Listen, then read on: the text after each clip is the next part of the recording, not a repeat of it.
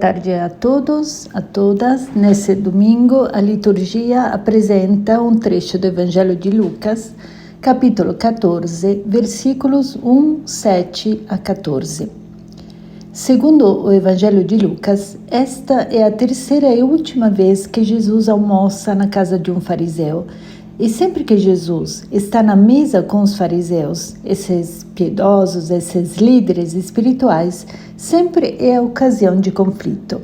Dessa vez, o conflito foi o próprio Jesus que o causou, porque nessa mesa havia um doente, e Jesus pergunta aos fariseus presentes se é lícito curar no dia de sábado, dia em que a lei proibia qualquer trabalho, isto é, era um dia de repouso absoluto. Pois bem, os fariseus não respondem. Jesus então passa a atacá-los, chamando-os de hipócritas e dizendo: se alguém de vocês tem um filho ou um boi que caiu num poço, não o tiraria logo, mesmo em dia de sábado? Eles não foram capazes de responder a isso. Após essa repreensão, Jesus continua. Jesus notou como os convidados, e eram todos fariseus, escolhiam os primeiros lugares. Então contou-lhes uma parábola. O evangelista estigmatiza esta ambição, esta vaidade que é típica de algumas pessoas religiosas, especialmente se elas ocupam altos cargos. Acham-se importantes e, portanto, sentem a necessidade de exibir-se e manifestar-se para dar a conhecer a todos a própria importância, escolhendo então os primeiros lugares. E Jesus diz: quando tu fores convidado para uma festa de casamento, não ocupes o primeiro lugar. Pode ser que tenha sido convidado alguém mais importante do que tu. Jesus refere-se a um ditado muito famoso, muito popular no livro de Provérbios, capítulo 25. E o dono da casa, que convidou os dois, venha te dizer: dá o lugar a ele. Então tu ficarás envergonhado e irás ocupar o último lugar. Em vez disso, eis aqui a lição que Jesus dá, e é uma lição que é preciso entender bem, não é por humildade, mas é um convite a fazer essas coisas por amor. Quando tu fores convidado, vai sentar-te no último lugar. E por quê? Para permitir aos outros, aqueles que teriam se sentado no último lugar, de ficar mais adiante, nos primeiros lugares.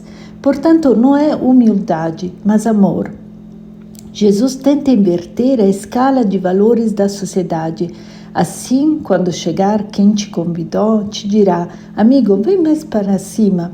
Jesus convida esses fariseus, que já havia repreendido, dizendo que tudo o que eles fazem ou fazem por interesse, convida-os para passar da categoria do interesse à categoria do dom. E isto vai ser uma honra para ti diante de todos os convidados, porque quem se eleva será humilhado e quem se humilha será elevado. Jesus, que se fez último e que se coloca ao lado dos rejeitados e excluídos, afirma que aqueles que se fazem últimos têm a comunhão com Ele, a plenitude da condição divina. Pelo contrário, aqueles que aspiram a colocar-se acima dos outros e se separam dos outros serão excluídos. Em seguida, Jesus, ao fariseu que o havia convidado, dirige uma advertência muito importante que deve ser compreendida à luz desses laços de amizade, parentesco, interesses, ligações que sustentam a sociedade e também sustentam grupos eclesiásticos, grupos religiosos que se autoprotegem à custa dos outros. Portanto, é uma advertência muito severa e muito atual. E disse também a quem o tinha convidado: quando tu deres um almoço, um jantar, não convides teus amigos, nem teus irmãos, nem teus parentes, nem teus vizinhos ricos. Portanto, Jesus fala de uma espécie de bancada, de grupo, onde há amizade, parentesco e, acima de tudo, há interesses comuns. Um grupo que se autoprotege dos outros, que exclui os outros e que apenas cuida dos seus próprios interesses. pois estes poderiam também convidar-te, e isto já seria tua recompensa. Então Jesus denuncia, como atitude hipócrita, a postura dos fariseus que tudo o que fazem, o fazem por interesse. Eles não conhecem o que é a transparência, a generosidade e o dom. E eis aqui a solução que Jesus lhes oferece. Pelo contrário, quando deres uma festa, convida os pobres. É claro que eles não podem retribuir. Os aleijados, os coxos, os cegos, Jesus coloca os aleijados, os coxos, os cegos, isto é, categoria de pessoas que por sua enfermidade eram excluídos do templo e do sacerdócio. Portanto, Jesus, diante de gente muito piedosa, muito religiosa, como os fariseus, que se achavam os mais próximos de Deus e, de acordo com suas regras e normas religiosas, se separavam e excluíam os outros de Deus. Jesus diz, não, convida exatamente aqueles que são excluídos. Então, como podemos interpretar e atualizar essa mensagem de Jesus para o hoje?